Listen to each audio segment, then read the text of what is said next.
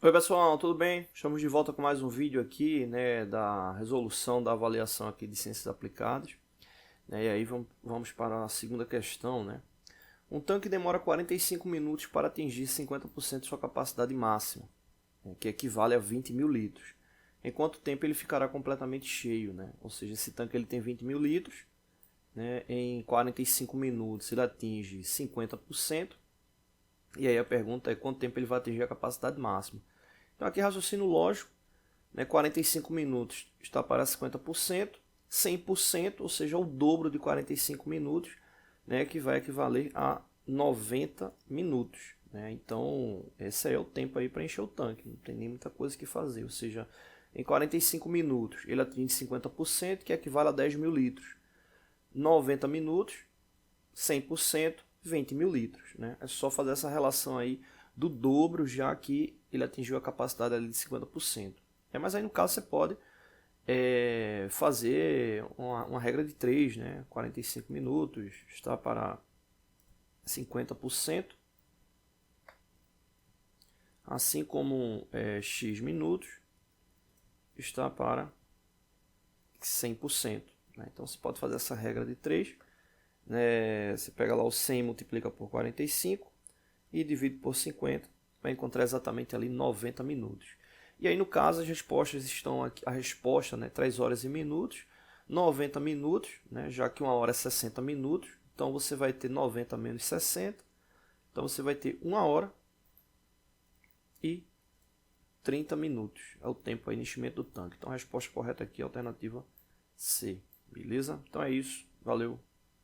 Oi pessoal, tudo bem? Hoje a gente vai estar falando um pouco mais sobre a parte de polegada fracionária, né? A gente vai estar trabalhando com base numa escala, né? Escala de polegada fracionária, e verificando um exemplo, né, de leitura com base nessa relação. Né? Bom, aqui a gente tem um exemplo, né, de uma escala que representa justamente uma escala fracionária. Né? Se a gente for observar, essa escala ela traz uma relação de 16 divisões. Né? Essas divisões elas representam justamente aqui esses valores aqui marcados. Né? Então ele parte da relação 0, né, que é justamente essa indicação aqui marcada, até a indicação aqui de 1. Né? Esse 1 representa justamente uma polegada inteira.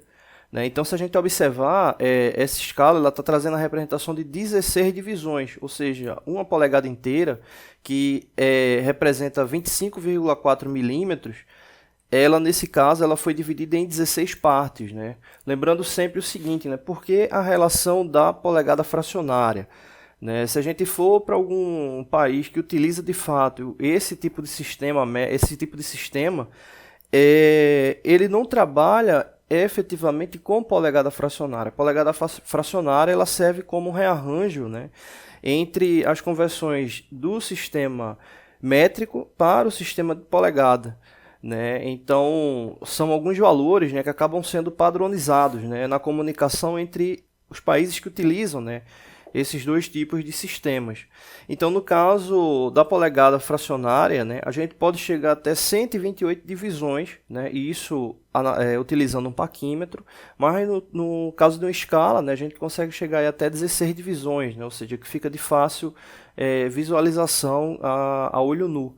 Né? Então, no caso, aí a polegada é dividida em 16 partes, né, que vocês podem observar. Então, nesse caso, para cada divisão dessa daí, a gente vai ter uma representação de 1/16 de polegada. Né? Ou seja, cada pequena divisão dessa aqui, ela representa 1/16 de polegada. Né? E isso até completar uma polegada inteira, que é essa indicação aqui. E assim sucessivamente. Né? Ou seja, eu posso ter mais de uma polegada, exemplo, 4 polegadas e 1/4. Né? 4 polegadas e 3/8, 2 polegadas e meia, enfim. Nesse caso aqui é só para representar que o valor mínimo, né, que essa escala pode medir é de 1/16 de polegada. Né? Então a gente consegue medir com esse instrumento aí até 1/16 de polegada como menor valor, né? Ou seja, seria a resolução dele. Né? Vamos observar aqui um exemplo. Né? Se a gente for analisar a marcação, né, aqui desse elemento a ser medido, observa que de propósito eu não coloquei ele do ponto 0, né? Eu coloquei ele aqui um pouco mais para frente, né? Ou seja, ele está pegando desse ponto aqui até chegar aqui em 1 polegada, né?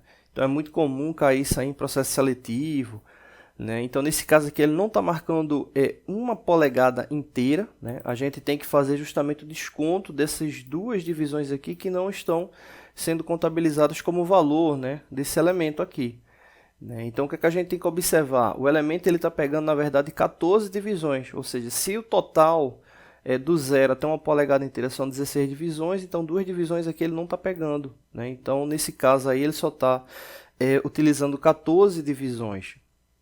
Então, como ele está pegando 14 divisões, né, a gente vai ter justamente 14 partes e a gente vai colocar essas 14 partes como base para 16. Né? Ou seja, já que se a gente tiver 16/16, né, a gente vai ter 1 polegada inteira. Né? Então, nesse caso aí, a base ela representa aí o limite de divisões. Então, nesse caso aí, a gente teria 14 por 16, ou seja, 14/16 de polegada. Então, esse aqui já é o valor. Né, já é o valor da peça, só que a gente não encontra o valor sem ele estar simplificado, né? Ou seja, nesse caso aqui ele pode ser simplificado.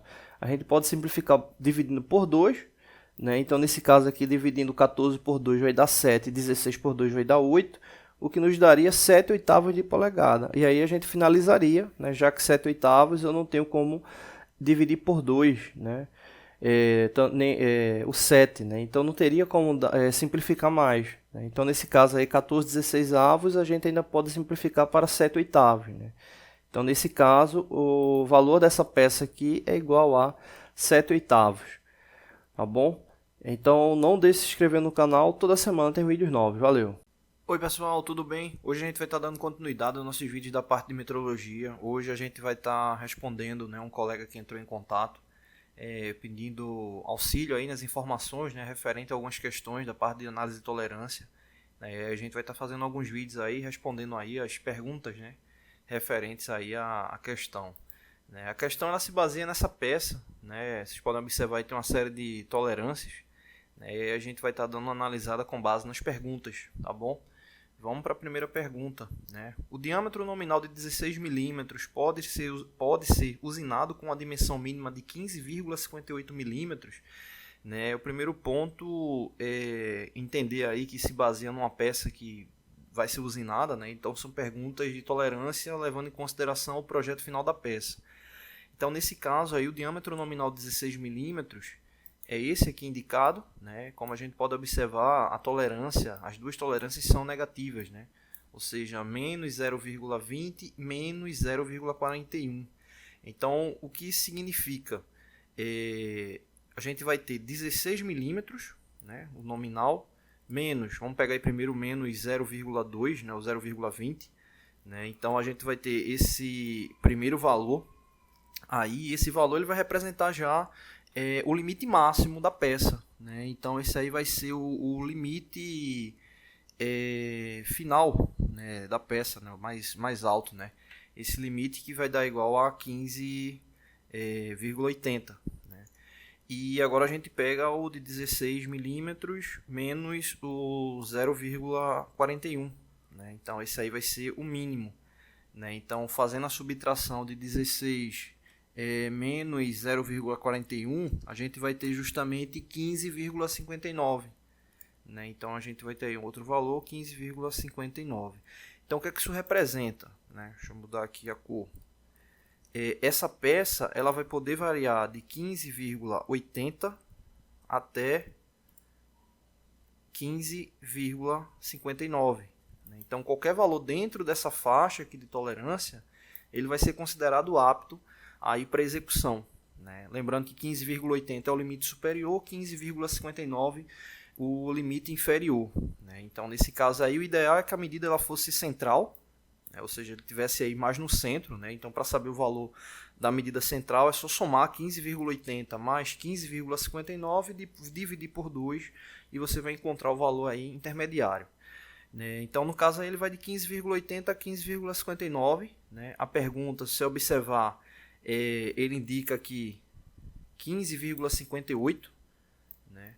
Então 15,58 ele não representa um valor dentro da tolerância possível, né? Ou seja, ela vai estar fora aí por 1 centésimo, né? Então aí no caso essa pergunta aí ela não corresponde ao projeto da peça, né? Então 15,58 é um valor que está fora, tá bom? Não deixe de se inscrever no canal, toda semana tem vídeos novos, valeu! Oi pessoal, tudo bem? Hoje a gente está com mais um vídeo aqui no canal. Hoje a gente vai falar sobre cálculo de dilatação térmica, né? Vamos fazer um primeiro vídeo aí sobre esse tema.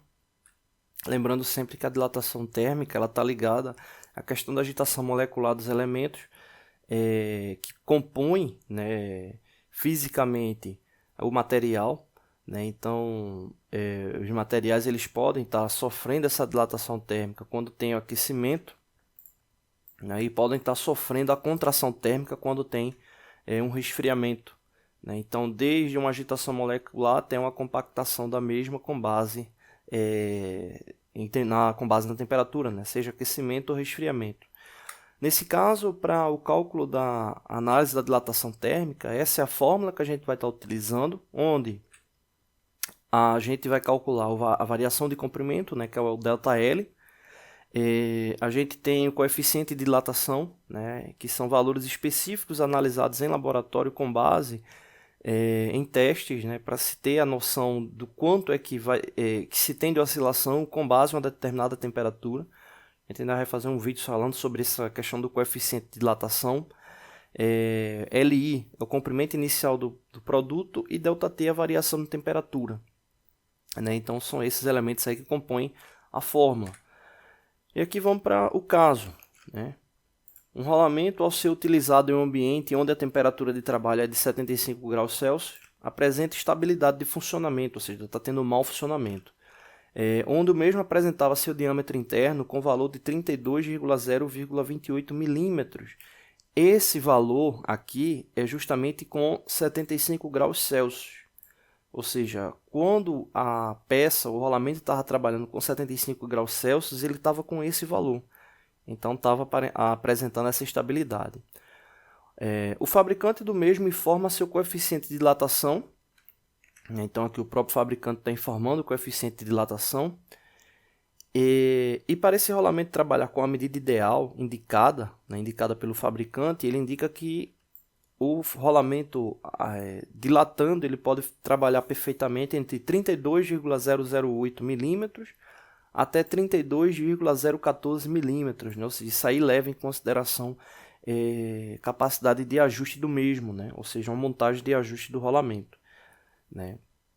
Então ele pode variar de 32,008 até 32,014, né? Então é um valor abaixo do que ele está funcionando, né? Que é com 32,028.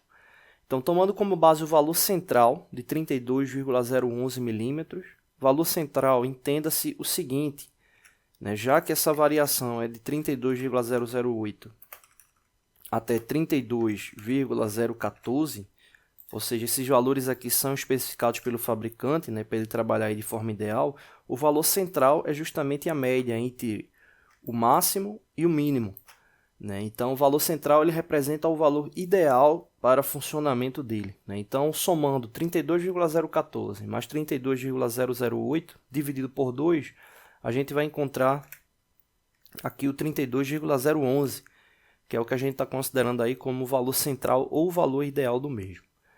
Então, com base nesse valor aqui ideal, 32,011, informe em qual temperatura este rolamento deve atuar, né? Ou seja, atuar de forma plena indicada aí pelo fabricante. Lembrando que a variação pode ser de 32,008 até 32,014. Agora, a gente só está considerando o valor central, que é o mais preciso, ou seja, 32,011. Bom, então com base nisso, vamos agora para os cálculos. Primeiro ponto, né? O rolamento o valor que se está querendo utilizar é esse valor interno de 32,011.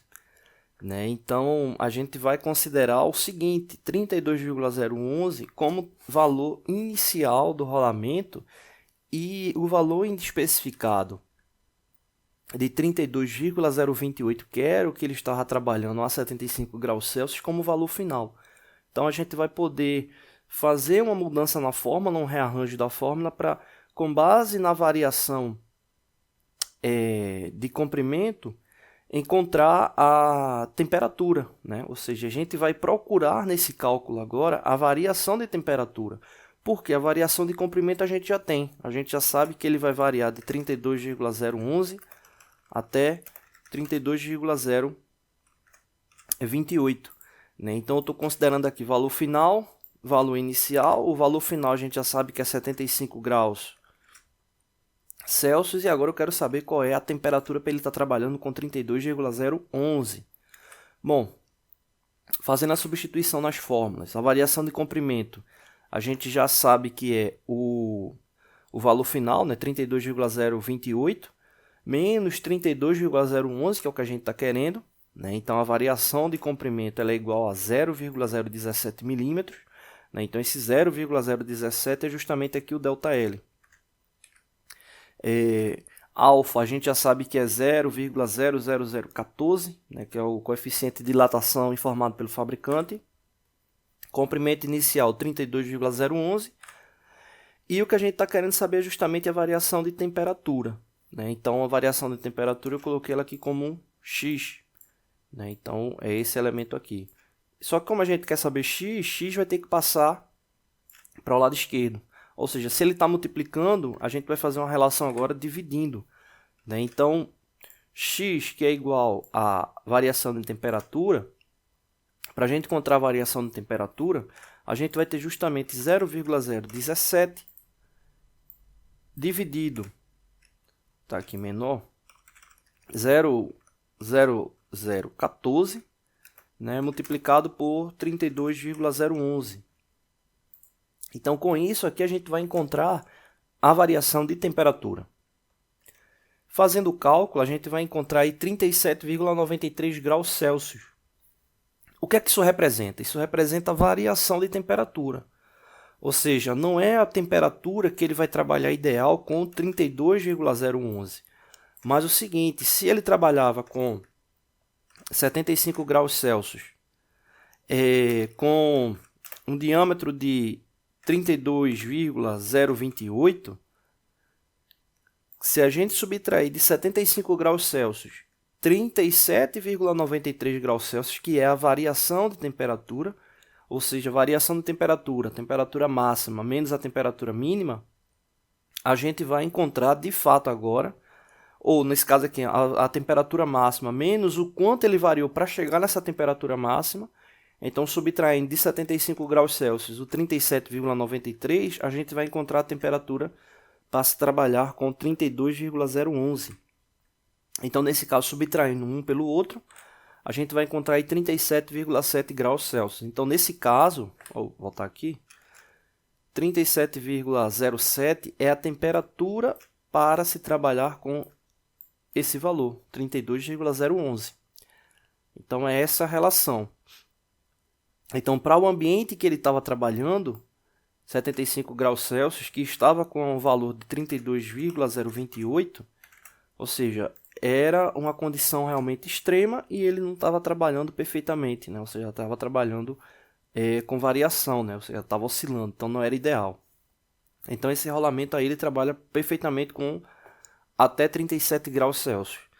Ou melhor, levando em consideração aquela medida central de 32,011, né? Lembrando que ele pode ainda variar um pouco mais, ou seja, se ele pode variar um pouco mais, significa que essa temperatura ela ainda pode subir, levando em consideração esse valor, né? Então, se eu quiser saber qual é o valor limite de temperatura, de vez de eu considerar 32,011, eu vou considerar o valor final que ele pode oscilar, tá bom?